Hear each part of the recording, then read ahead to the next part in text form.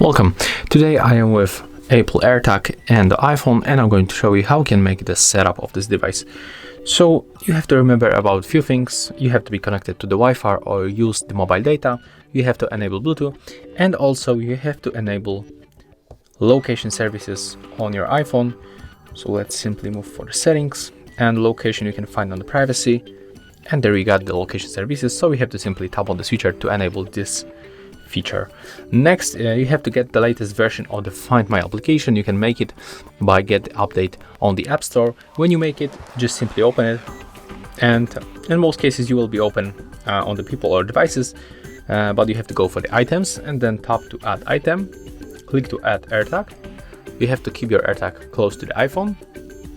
Next, you have to click to connect. Here we can name our AirTag. For example, you can go for luggage, so click here. There we got our data, so email and phone number. Click to continue. Right now, there we go for the first setup, so we have to wait.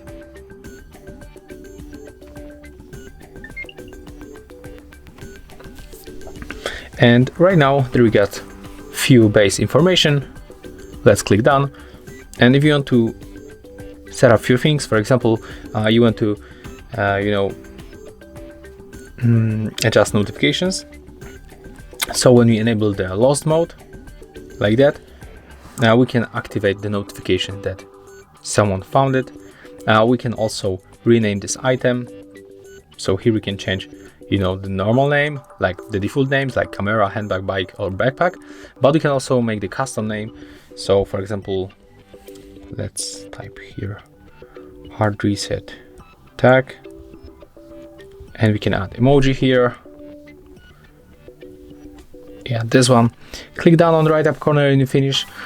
And right now when you go back, as you can see, our AirTag changed.